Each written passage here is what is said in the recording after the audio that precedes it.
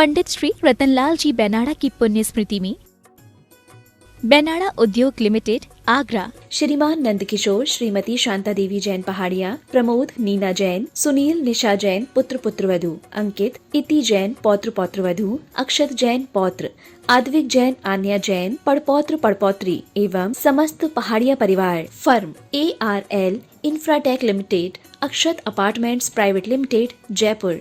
श्रीमान नरेंद्र कुमार जी, श्रीमती पुष्पा देवी जी, श्रीमान सुरेश कुमार जी, श्रीमती ललिता देवी जी, श्रीमान प्रदीप कुमार जी, श्रीमती मंजू देवी जी, श्रीमान अनिल कुमार जी, श्रीमती संजू देवी जी, रेहाबाड़ी, गुवाहाटी, असम। श्रीमती पुष्पा देवी मुशरफ, धर्मपत्नी स्वर्गीय श्री भागचंद जी मुशरफ, पुत्र एवं पुत्रवधू श्री अनु श्रीमती अमिता मुशरफ, पौत्र एवं पौत्रवधू श्री अंकेश श्रीमती इति जैन, पौत्री पयांशी जैन, प्रपौत्र अव्यान जैन एवं समस्त मुशरफ परिवार, देवनगर, जयपुर, राजस्थान। स्वर्गीय श्री नेमचंद जैन जी की पुण्य स्मृति में श्रीमती शशि बाला जैन जी, पुत्र एवं पुत्रवधू श्री निखिल जैन जी, श्रीमती शालिनी जैन जी, पौत्री एवं पौत्र निमिषा जैन, शरण्या जैन।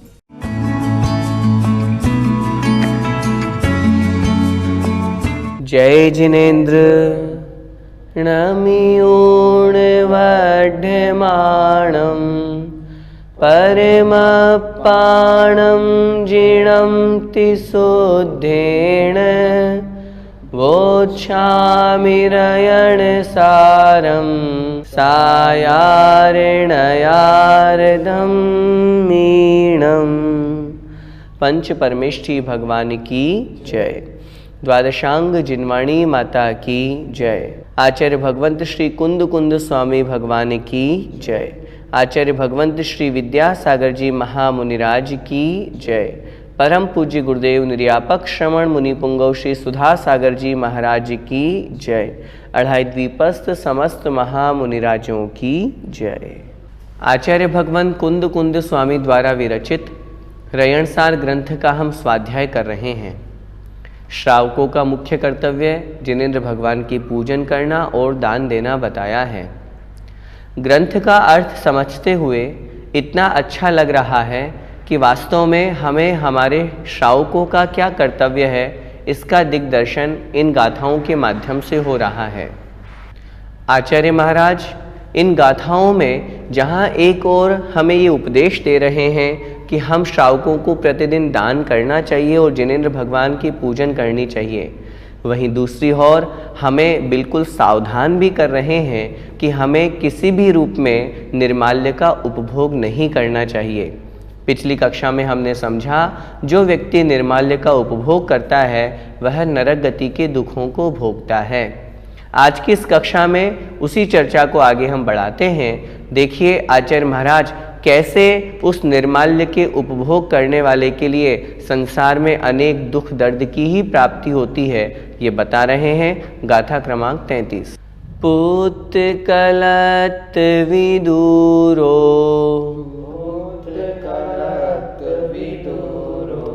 दारिद्रो पंगुमूक बहिरंधो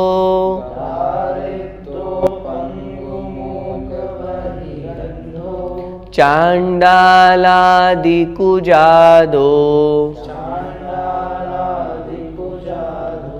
पूयादानादिदवहरो।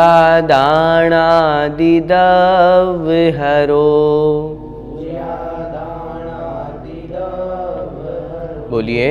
पुत्कलत विदूरो दारिद्रो पंगुमूक बहिरंधो चांडालादिकुजादो पूयादानादिदवहरो।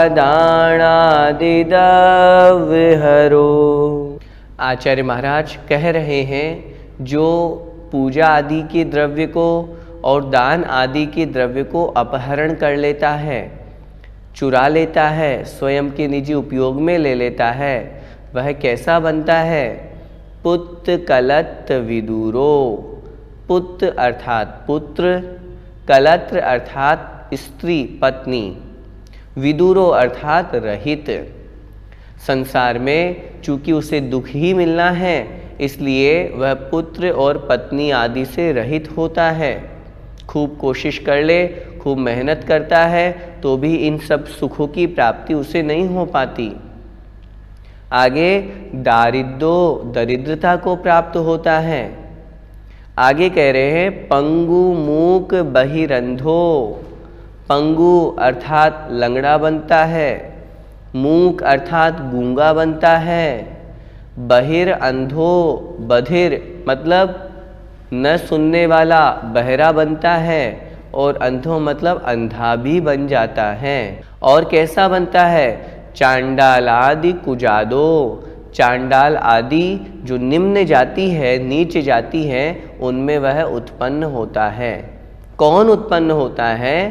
पूया दानादि दवहरो, जो जिनेंद्र भगवान की पूजन आदि है और दान आदि रूप जो द्रव्य चढ़ाया गया है उसको जो ग्रहण करने वाला है, स्वयं के उपयोग में लेने वाला व्यक्ति है, वो इन सब चीज़ों से युक्त होता है। संसार में ये सब चीज़ें हमारे लिए दुखदाई है। सोचिए, स्पष्ट रूप से आचार्य महाराज कह रहे हैं, यदि हम निर्माल्य का उपयोग करते हैं, यदि हम मंदिर की धन संपत्ति को स्वयं के उपयोग में लेते हैं, मंदिर का पैसा खाते हैं, धर्म का पैसा खाते हैं, धार्मिक संस्थाओं का पैसा खाते हैं, तो फिर हमारा अगला भव इन्हीं रूप में होने वाला है, क्योंकि ऐसा कर्म करने का यही फल बताया गया है। इस गाथा को पढ़ने से हमें ये स्पष्ट समझना है, हमें इन चीज़ों से दूर रहना है। जो पैसा, जो दान जिस निमित्त से दिया गया है, हमें उसका उतना ही पैसा पूरा ही देना है, चाहे अपनी तरफ से और मिला के दे दें, लेकिन स्वयं के उपयोग में कभी जीवन में नहीं लेना। भैया जी, पूजन के द्रव्य का अपहरण से क्या तात्पर्य है? पूजन के द्रव्य के अपहरण से तात्पर्य है, जिस व्यक्ति ने जो द्रव्य जिनेंद्र भगवान की पूजन के निमित्त से दी थी, हमने उसे उस उपयोग में तो लिया नहीं और उस पैसों का निजी उपयोग कर लिया।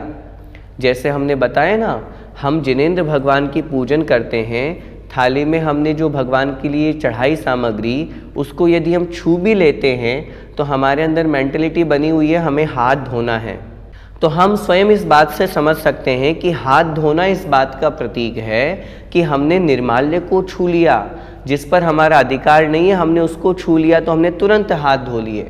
तो सोचिए जरा, फिर जो सामग्री जिसने चढ़ा दी उस पर हमारा अधिकार कैसे हो सकता है? उस पर तो मालिक का अधिकार है, उस पर तो उस मंदिर की सेवा करने वाले का अधिकार है।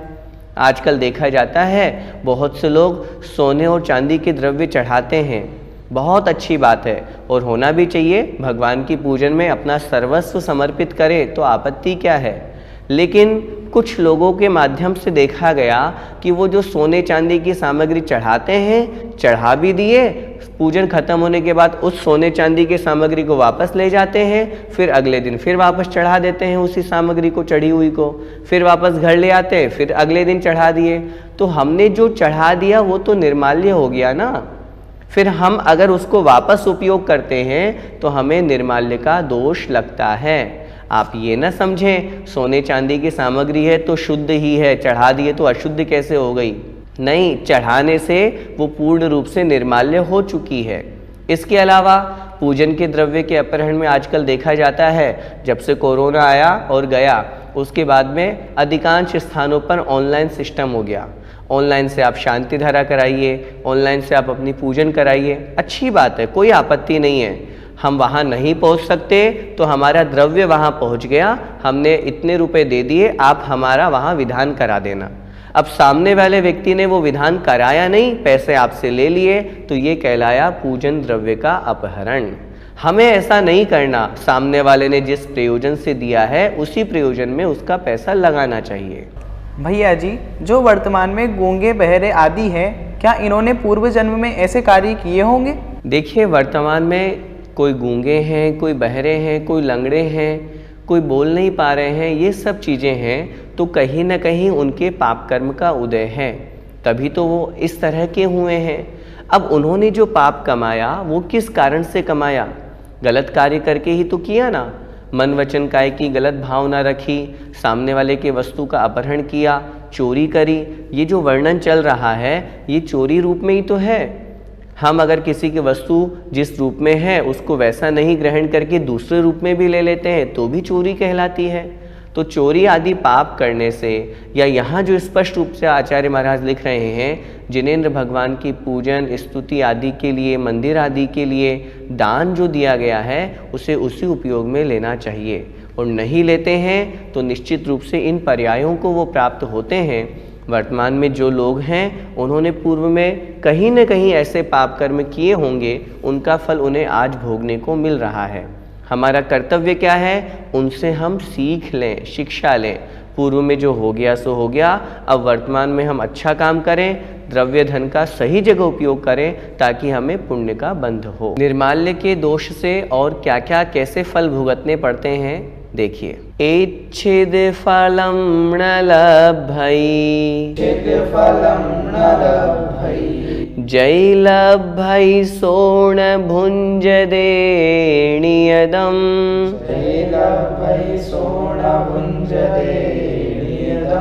वाहीण मायरोसो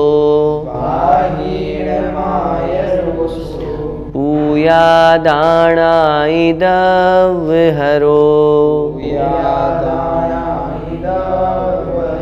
बोलिए, इच्छिद फलम न लभै, जै लभै सोण भुञ्जदे नियदम्, वाहीण मायरोसो पूयादाणाइदवहरो।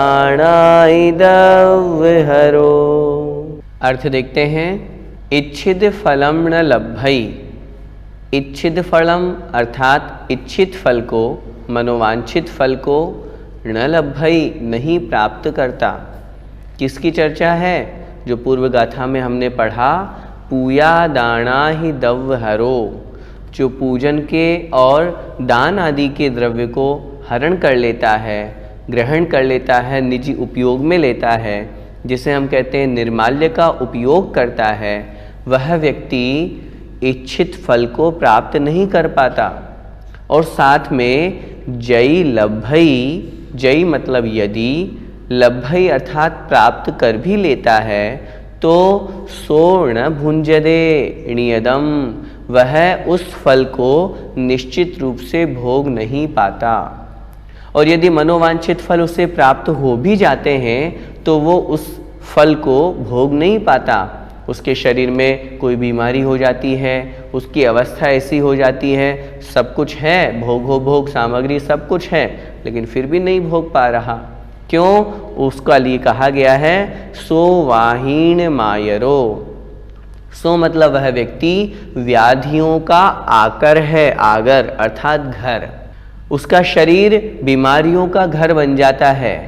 सब कुछ वो चाहता है, जीवन जीना चाहता है, घर, पुत्र, मकान, संपत्ति सब कुछ है, लेकिन बीमारी हो गई, बेड रेस्ट बता दिया डॉक्टर ने, अब कुछ नहीं कर सकते। क्यों? पहले ऐसा कर्म किया था, उसका ये फल भोगना पड़ रहा है। इस गाथा में भी आचार्य महाराज यही कह रहे हैं, हमें निर्माल्य का उपभोग नहीं करना। जो करता है देखो उसकी स्थिति कैसी होती है। वो अपने इच्छित फल को, मनोनुकूल वातावरण को किसी को भी प्राप्त नहीं कर पाता। और यदि कदाचित किसी का थोड़ा बहुत पुण्य उदय में आ जाए और वो कर भी लेता है तो फिर वह उसका उपभोग नहीं कर पाता। वह व्याधियों का घर बन कर के रह जाता है, बीमारियों से ग्रसित हो जाता है और अपना पूरा जीवन उस सेवा में ही, दूसरों की सेवा कराने में ही निकाल देता है, खुद उसका उपभोग नहीं कर पाता। भैया जी, दान के द्रव्य का उपभोग स्वयं के लिए करने में इतना बड़ा पाप क्यों बताया है? कहते हैं दुनिया में सबसे बड़ा पाप है विश्वासघात करना। और ये विश्वासघात ही तो है। सामने वाले व्यक्ति ने जिस निमित्त से पैसा दिया है, हमने उसके विश्वास को तोड़ दिया। उसने तो धर्म के लिए दिया था, उसने तो मंदिर बनवाने के लिए दिया था, उसने तो भगवान की पूजन करने के लिए दिया था, और हमने वहाँ नहीं लगा करके स्वयं के उपयोग में ले लिया। और दूसरा सबसे बड़ा पाप है धर्म के प्रति घात करना, विश्वास का समाप्त करना। धर्म का पैसा अगर हम खाएंगे तो हम खुद सोच सकते हैं कि हम कहाँ जाएंगे। धर्म के निमित्त से, धर्म करने से हमें फल की प्राप्ति होती है, और उसी धर्म के साथ यदि हम विश्वासघात करेंगे, उसी धर्म के पैसे को यदि हम अपने उपयोग में लेंगे, निजी संपत्ति मान करके उसका उपयोग करेंगे, जितना उसका किराया है उतना नहीं दे करके, थोड़े से दे करके ही आगे बढ़ जाएंगे, तो धर्म से ही अगर हम पाप करेंगे तो फिर कहाँ जाएंगे। कहते हैं अन्य क्षेत्रे कृतं पापम धर्म क्षेत्रे विनश्यति, धर्म क्षेत्रे कृतं पापम वज्रलेपो भविष्यति। इसीलिए तो इसको सबसे बड़ा पाप बताया है। हम धर्म करके पाप को धोते हैं, और अगर कोई धर्म को ही पाप का आश्रय बना ले, धर्म में ही पाप कर रहा है, तो फिर वह तो निश्चित रूप से पापी ही कहलाता है और ऐसे ही दुखों को प्राप्त करता है। भैया जी, बीमारियां तो असाता वेदनीय से होती हैं, फिर यहाँ निर्माल्य के रूप में क्यों कही? आपने जो प्रश्न किया है उसका उत्तर आपके पास ही है। असाता वेदनी के उदय से ही बीमारियां होती है, दुख तभी मिलता है। लेकिन जो निर्माल्य का हमने उपयोग किया है, क्या उससे हमें सुख मिलेगा? उससे ही तो दुख मिल रहा है। जब हम पर धन को या दूसरे के धन को जिस उपयोग में उसने लगाने के लिए निवेदन किया है, जैसे हम निर्माल्य की चर्चा कर रहे हैं, उसमें नहीं लगा करके यदि अन्य उपयोग में लगाते हैं, तो हम स्वयं सोच सकते हैं कि हमने पाप किया है। और जब पाप कार्य किया है, पाप क्रिया की है, धर्म के साथ में हमने विश्वासघात किया है, धर्म के धन का अपहरण किया है, तो हमें पाप कर्म का ही बंध होगा। और जब पाप कर्म उदय में आएंगे तो हमें दुख ही होने वाला है। और आजकल देखा भी जाता है, बहुत बड़े बड़े सेठ जिनके पास करोड़ों अरबों रुपए हैं, लेकिन उस संपत्ति का भी वो उपभोग नहीं कर पा रहे हैं। खूब वैभव है, खूब संपत्ति है, जमीन जायदाद है, खूब नौकर चाकर हैं, स्वयं के लिए डॉक्टर ने कह दिया इनके डायबिटीज़ है, इनको हार्ट का प्रॉब्लम है, बस बिना घी की रोटी खाओ और पतली दाल पियो, दाल का पानी पियो। इस उदाहरण से हमें ये समझना है कि जो संपत्ति हमने खूब मेहनत करके, खूब परिश्रम करके कमाई, उसका हम स्वयं भी उपभोग नहीं कर पा रहे हैं। कहीं न कहीं हमारा ऐसा कर्म उदय में आ रहा है जो हमने पूर्व में ऐसा पाप किया था। आचार्य महाराज यहाँ यही कह रहे हैं, कुछ भी हो जाए, कैसी भी स्थिति हो जाए, हमें कभी भी जिनेंद्र भगवान के पूजन का द्रव्य या दान आदि या धर्म क्षेत्र का जो द्रव्य है स्वयं के उपयोग में नहीं लेना। पूज्य गुरुदेव सुधासागर महाराज जी स्पष्ट कहते हैं, भूखे मर जाना कोई आपत्ति नहीं है, लेकिन ऐसा धर्म का धन, धर्म का द्रव्य एक पाई एक पैसा भी उपयोग में नहीं लेना। यहाँ तो भूखे मरेंगे तो थोड़ा सा कष्ट होगा, और यदि उस धर्म के धन को हमने उपयोग में ले लिया, निर्माल्य को हमने भोग लिया, तो जन्म जन्मांतरों तक, भवों भवों तक दुख भोगने पड़ेंगे, नरक तिर्यंच गति के दुख भोगने पड़ेंगे। इसलिए यहाँ ये कहने का उद्देश्य डराना नहीं है, सिद्धांत को बताना है, हम सब उस पाप से बचें। आचार्यों का उद्देश्य यही है, हम इस पाप से बच करके पुण्य की क्रिया में लगे, दान आदि की क्रिया में लगे, यही मुख्य उद्देश्य आचार्य महाराज का है। तो आज की कक्षा में हमने जो 2 गाथाएं पढ़ी, उससे हमने क्या समझा? बहुत महत्वपूर्ण नियम और सिद्धांत अपने जीवन का बनाएं। हमें अपना जीवन बड़ी ईमानदारी के साथ में जीना है। कभी दान करने का अवसर मिले, कभी नहीं, प्रतिदिन दान करने का हमें अवसर मिलता है, हमें प्रतिदिन दान करना चाहिए। और यदि कहीं पर हम संस्था में काम कर रहे हैं, मंदिर में हैं, वहाँ पूजन पाठ प्रतिष्ठा आदि की कोई बात आती है और कोई अपनी संपत्ति वहाँ देना चाहता है, कुछ रुपए देना चाहता है, हमारा परम कर्तव्य है हम उसका रुपए उस रूप में जमा कराएं। यदि हम उसको अपने उपयोग में लेंगे तो निर्माल्य का दोष लगता है, और निर्माल्य का दोष बहुत बड़ा पाप है। मैं आप सभी से निवेदन करता हूँ, हम आज ही संकल्प लें, हमें कभी भी जीवन में निर्माल्य का उपभोग नहीं करना। कितने परम कृपालु और दयालु अपने आचार्य महाराज हैं जो हमें समझा रहे हैं। यदि हम उपयोग करेंगे तो हम खुद जाने इसका ये फल मिलेगा। हम क्या चाहते हैं ये हमारे ऊपर डिपेंड है। हम नहीं चाहते हम गूंगे बहरे लूंगे बने, हम नहीं चाहते हम नरक तिर्यंच गति के दुख भोगें। हम तो सांसारिक सुखों को प्राप्त करते हुए, वो भी भावना नहीं है, अपने आप पुण्य के उदय से वो प्राप्त होंगी। लक्ष्य एक ही है, मुझे मोक्ष सुख की प्राप्ति हो। इसलिए हम उस पाप से बच के दान रूप पुण्य धर्म को अपनाएं। इसी मंगलमय भावना के साथ बोलिए द्वादशांग जिनवाणी माता की जय। जय जिनेन्द्र।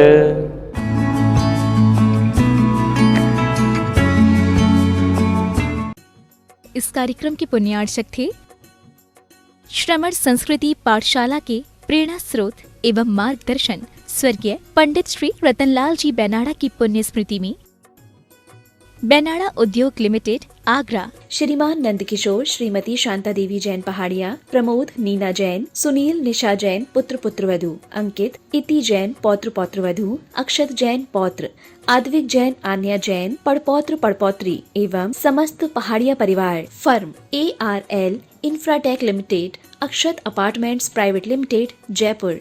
श्रीमान नरेंद्र कुमार जी, श्रीमती पुष्पा देवी जी, श्रीमान सुरेश कुमार जी, श्रीमती ललिता देवी जी, श्रीमान प्रदीप कुमार जी, श्रीमती मंजू देवी जी, श्रीमान अनिल कुमार जी, श्रीमती संजू देवी जी, रेहाबाड़ी गुवाहाटी असम। श्रीमती पुष्पा देवी मुशरफ, धर्मपत्नी स्वर्गीय श्री भागचंद जी मुशरफ, पुत्र एवं पुत्रवधू श्री अनुश्रीमती अमिता मुशरफ, पौत्र एवं पौत्रवधू श्री अंकेश श्रीमती इति जैन, पौत्री पयांशी जैन, प्रपौत्र अव्यान जैन एवं समस्त मुशरफ परिवार, देवनगर जयपुर राजस्थान। स्वर्गीय श्री नेमचंद जैन जी की पुण्य स्मृति में श्रीमती शशि बाला जैन जी, पुत्र एवं पुत्रवधू श्री निखिल जैन जी, श्रीमती शालिनी जैन जी, पौत्री एवं पौत्र निमिषा जैन, शरण